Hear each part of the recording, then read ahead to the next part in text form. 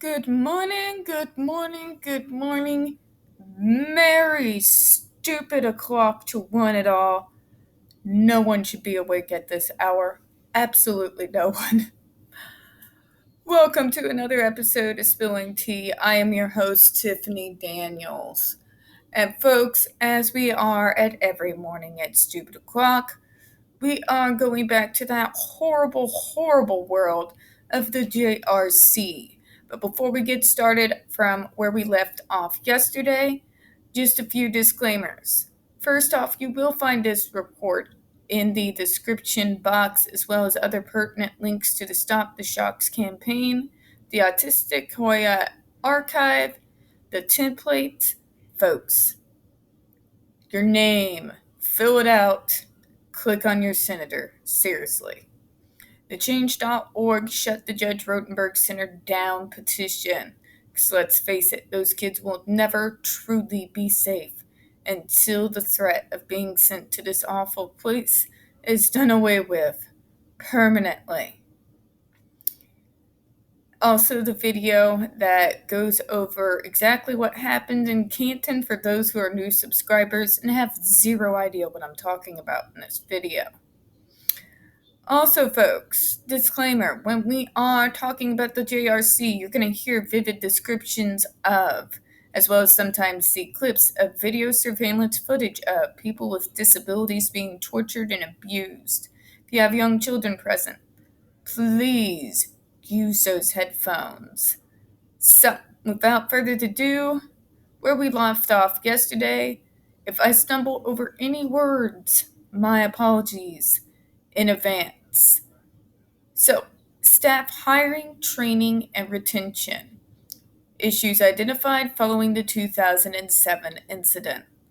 Immediately after the 2007 incident, JRC staff reported that they were unfamiliar with the use of adversives, GED, delayed consequences, and reporting abuse and or neglect. Oh my God, you are a healthcare professional.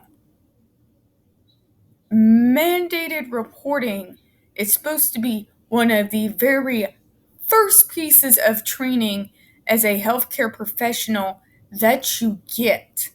I wasn't necessarily healthcare myself, but even I had mandated reporter training when I worked with the state. Are you really telling me that these staff members were not receiving what is known as required training to literally every other healthcare and mental health care professional ever? Oh boy.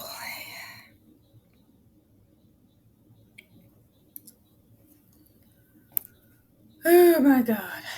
I mean, I know I shouldn't be surprised considering it's the JRC, but still.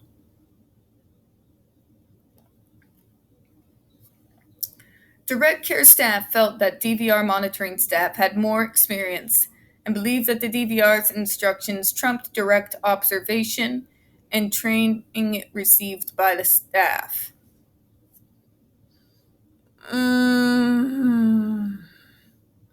You're a mandated reporter, dumbass. They do all provide these people with no mandated reporter training? Really? Really?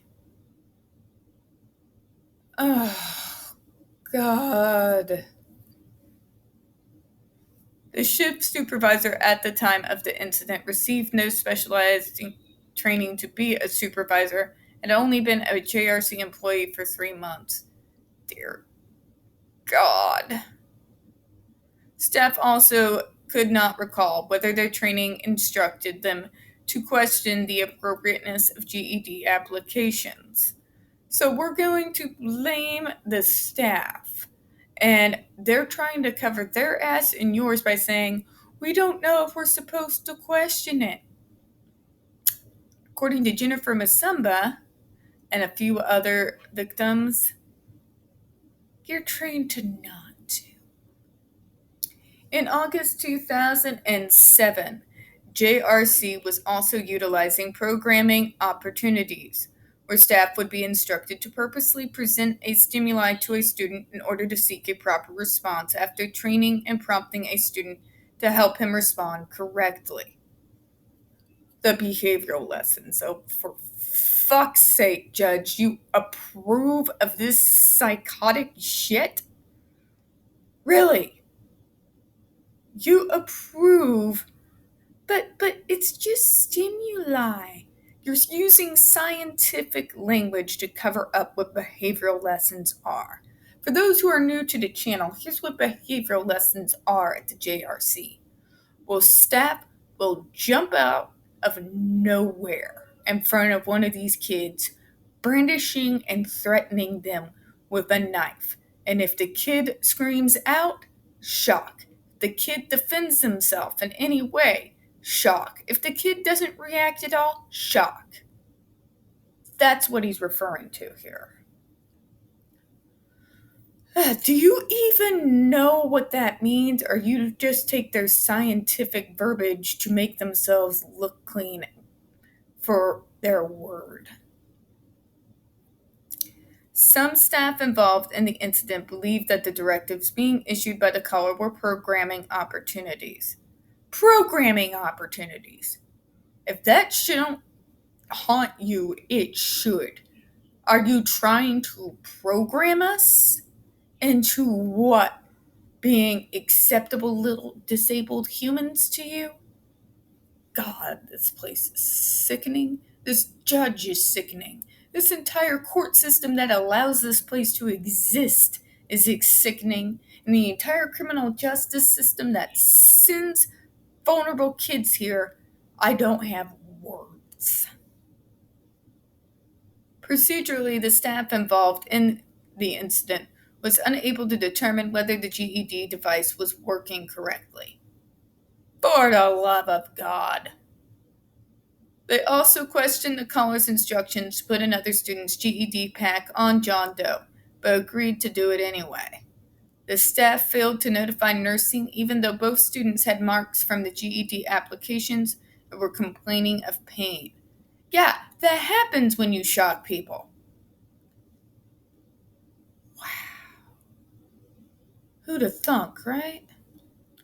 4 of the 6 staff on duty at the Stoughton residence had worked at JRC for 11 months or less. It doesn't matter, you stupid judge. Yes, their hiring policies leave much to be desired. Granted. But shouldn't that make you question the entire structure and the culture and the treatments and this whole thing? You would think, right? But, oh no, not the Massachusetts court system. Changes made by the JRC. Oh yes, let's laud them for changing their despicable crap instead of holding them accountable like they should be.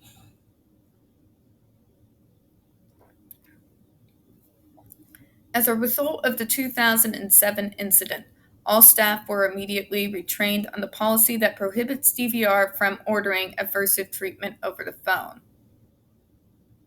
I doubt that. I really doubt that. Because it seems to me they would use it whenever they felt like it, the staff. Staff were also retrained on reporting employee behavior that is inconsistent with policy. It was emphasized in training and communications that such reporting is highly encouraged. Staff were also retrained on how to contact senior staff to report concerns. Were informed that they could do so without fear of discipline, and were told that disciplinary action would only be taken for failing to report inconsistencies and following instructions that are inconsistent with policies. JRC staff were instructed not to assume that senior staff always carried out duties correctly, and were told to be assertive in bringing problems to senior staff management. JRC provided retraining regarding following state requirements for reporting abuse and neglect and being alert to the possibility of phony calls. JRC also no longer utilizes programming opportunities as part of its treatment program. Oh, so you're going to try and tell me they don't use behavior lessons anymore? Bullshit. Remember, Jennifer Masumba was a part of the program after the videos went viral about the Andre McCollins incident. She was there in 2012 when those behavior lessons were still going on. And you just buy the lie. And your whole course system continues to buy the lie. It's absolutely mind boggling how willing you all are to swallow whatever this place tells you instead of actually doing your job to make sure these kids are safe. God. The trust that we have in our healthcare system is beyond mind boggling. I will always tell you to trust the science, yes. But when it comes to medicine, folks, we cannot trust blindly. If you learn nothing else from the case against the JRC, please learn that. We cannot trust the medical experts blindly because that is how places like the JRC are not only born, but how they're able to keep going and stay alive. Basic training reflects the fact that staff are not permitted to administer GED applications hours after a student exhibits a behavior. Bullshit. New staff must also go through a probationary period and additional GED training before they can work with students who are on the GED. Additional new staff now meets with senior staff during training and are provided with the phone numbers of staff to contact with concerns. Human Resources also emails monthly reminders about reporting discrepancies to all staff. JRC has also obtained additional safety equipment and provides additional safety training to staff in order to help decrease the amount of staff injuries. Oh yes, we must be concerned about the staff injuries.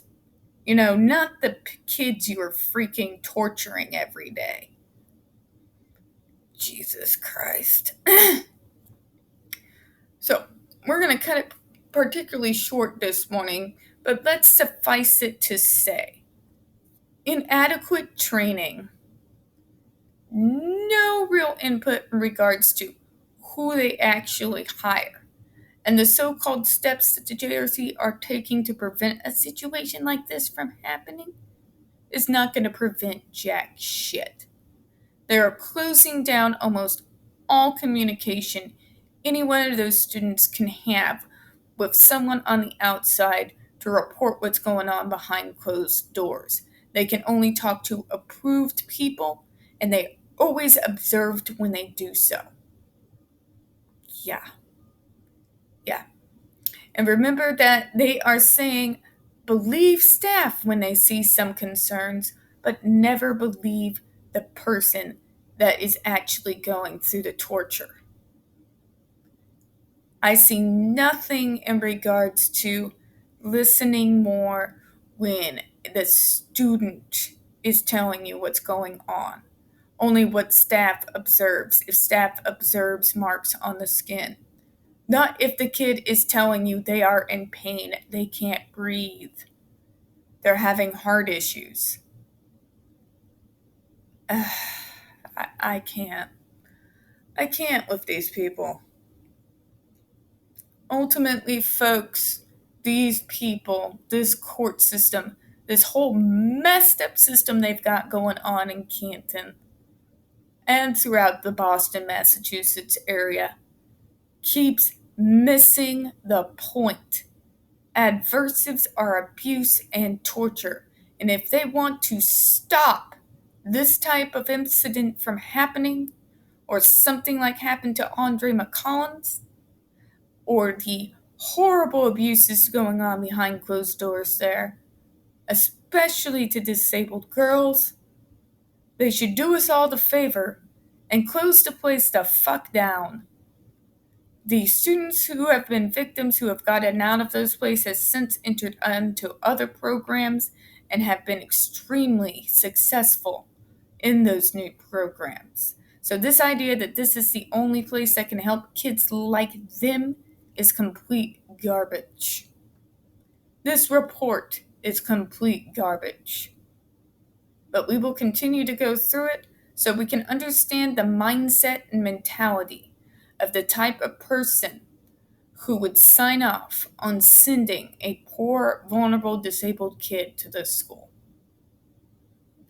And with that thought, we are going to go ahead and close out this morning. Now, we don't get very many views on this channel, especially on this subject. The few that we do get do tend to get removed from time to time, so folks, please don't forget to hit that like button. Hit subscribe. Don't forget to hit that comments. Feed that algorithm and pray, send good vibes, whatever you need to do in my general direction, because I am still trying to get my numbers up on my job and getting myself out of hot water. I would really appreciate it. I do appreciate your time this morning, and as always, we here at Spilling Tea hope you have a good one. Bye-bye.